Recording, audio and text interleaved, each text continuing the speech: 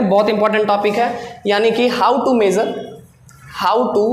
Major, ये next topic है, how to measure money supply, यानी मनी सप्लाई को मापा कैसे जाता है, मनी सप्लाई को मापा कैसे जाता है, how to measure money supply. तो मनी सप्लाई को मेजर कैसे किया जाता है, यानी कि मुद्रा आपूर्ति के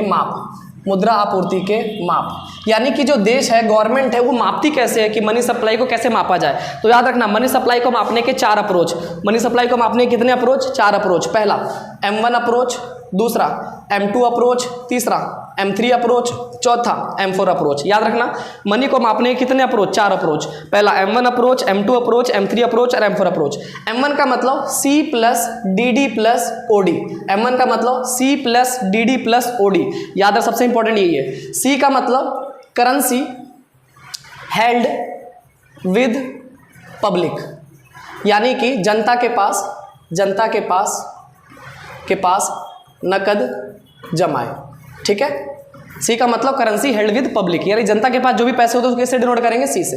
डीडी मतलब डिमांड डिपॉजिट, यानी कि मांग जमा है, डिमांड डिपॉजिट मांग जमा है। मतलब वो पैसा जो हमारे रखे हुए बैंकों में, किस अकाउंट में, सेविंग अकाउंट में और करंट अकाउंट में, क्योंकि सेविंग अकाउंट और करंट अकाउंट के ही पैसे को हम क्या कर सकते हैं, जब मर्जी मांग सकते हैं, निकाल सकते हैं और उस पैसे का इस्तेमाल कर सकते हैं। इसलिए डिमांड डिपॉजिट में सिर्फ कौन से अकाउंट होते हैं, सेविंग अकाउंट और करंट अकाउंट, एफडी नहीं, क्योंकि फिक्स डिपॉजिट जो होता है उसको हम इंस्टेंट नहीं निकाल सकते, उसको निकालने के लिए मेच्योरिटी पीरियड होनी चाहिए, कुछ समय बाद निकाल सकते, उस समय नहीं निकाल सकते। इसलिए डिमांड डिपॉजिट में याद रखना कौन से पैसे, मांग जमाए वाले, यानी कि जो सेविंग अकाउंट में होता है और करंट अकाउंट में पैसा होता है, ठीक है ना। तो पहला क्या है, सी का मतलब currency held with the public, DD का मतलब डिमांड डिपॉजिट, यानी हमारे पैसे जो कहां रखे हुए होते हैं, बैंकों में, और तीसरा ओडी का मतलब होता है अदर डिपॉजिट का मतलब होता है अन्य जमाएं। तो अदर डिपॉजिट किसके पास, आरबीआई के पास, आरबीआई के पास। तो अन्य डिपॉजिट यानी कि जैसे नाबार्ड हो गया, ये एक अलग संस्था है, ठीक है ना। जो अलग अलग संस्थाएं होती है उनके पैसे भी किसके पास पड़े हुए रहते हैं, आरबीआई के पास। तो आरबीआई के पास जो अदर डिपॉजिट पड़े हुए होते हैं, इन तीनों को जोड़कर क्या बनता है, M1 अप्रोच। क्या बनता है, M1। तो अगर सरकार को M1 मनी सप्लाई निकालनी, M1 अप्रोच से निकालनी, तो क्या करेंगे, जितने भी करेंसी जनता के पास है, जितने भी करेंसी बैंकों के पास है, लेकिन किनके, जनता के, कौन से, मांग जमाए वाले, यानी सेविंग अकाउंट में, करंट अकाउंट में, और तीसरा जितना भी पैसा आरबीआई के पास है, अदर डिपॉजिट वाला, अन्य जमाए वाला, उन तीनों को अगर जोड़ दे तो क्या बन जाएगा, M1 बन जाएगा। क्या बन जाएगा, M1। I hope M1 clear हो चुका होगा। दूसरा M2 में देखो क्या करोगे, पहले तो M1 लिखोगे, पहले क्या लिखोगे, M1 का पूरा पैसा आएगा M2 में, प्लस में जो पोस्ट ऑफिस में जो सेविंग होते हैं, ठीक है ना, पोस्ट ऑफिस में जो हमारे सेविंग्स होते हैं, यानी कि डाक घर में जो बचत हम करते हैं, डाक घर में बचत, उन पैसों को अगर जोड़ दिया जाए M1 में, तो क्या बन जाता है, M2। क्या बन जाता है, M2। तो M1 में अगर डाक घर में जो भी हमारे पास बचत पैसे हैं उनको जोड़ लिया तो क्या बन जाएगा, M2। क्लियर है। नेक्स्ट M3 में आएगा M1 ही, लेकिन प्लस में अब इसके अंदर जो बैंकों में हमारे एफडी होते हैं, फिक्स डिपॉजिट, अगर इसको जोड़ लिया जाए तो क्या बन जाएगा, M3। क्या बन जाएगा, M3। तो M3 में क्या होगा, M1 प्लस में जो बैंकों में हमारे एफडी हैं उनको अगर जोड़ ले तो क्या बन जाएगा, M3। और M4 जो है वो M3 और प्लस में जो पोस्ट ऑफिस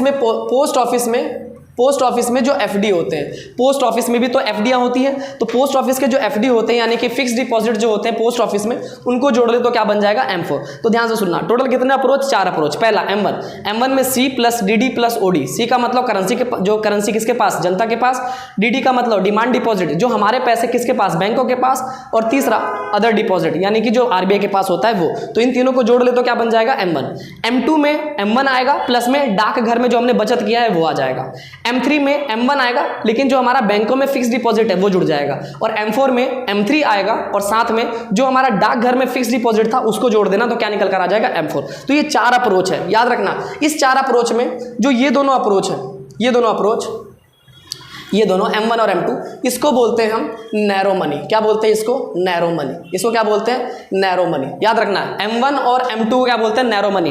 पेपर में पूछा गया क्वेश्चन है, इसको बोलते हैं संकीर्ण मुद्रा, हिंदी में बोलते हैं संकीर्ण मुद्रा। यानी कि M1 और M2 क्या बन जाएगा, नैरो मनी। क्या बन जाएगा, नैरो मनी। नैरो मनी का मतलब संकीर्ण मुद्रा, संकीर्ण, क्योंकि उसके अंदर वो पैसे होते हैं जिसका इस्तेमाल जल्दी कर सकते हैं, इसलिए इसको क्या बोलते हैं, नैरो मनी। सारे कैश की फॉर्म में पैसे होते हैं, जब भी हम इसका इस्तेमाल कर सकते हैं।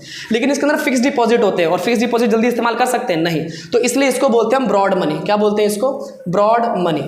ब्रॉड मनी, हिंदी में बोलते हैं चौड़ी मुद्रा। क्या बोलते हैं इसको? चौड़ी मुद्रा या विस्तृत मुद्रा, चौड़ी मुद्रा या फिर क्या बोलते हैं विस्तृत मुद्रा। तो M1 और M2 इसका इस्तेमाल हम जल्दी कर पाएंगे, इसलिए क्या बोलेंगे? Narrow money. और दूसरा इसको हम जल्दी इस्तेमाल नहीं कर पाएंगे, इसलिए इसको क्या बोलेंगे? Broad money. क्या बोलेंगे इसको? Broad money. M1 M2 narrow money, M3 M4 broad money. Clear है? अब इतना समझने के बाद नेक्स्ट, इनमें M1 में सबसे ज़्यादा लिक्विडिटी, M2 में उससे कम लिक्विडिटी, M3 में उससे कम लिक्विडिटी और M4 में सबसे कम लिक्विडिटी। लिक्विडिटी का मतलब सबसे जल्दी इसको इस्तेमाल कर सकते हैं, फिर उससे कम जल्दी इसको, फिर उससे कम जल्दी इसको और फिर उससे कम जल्दी इसलिए।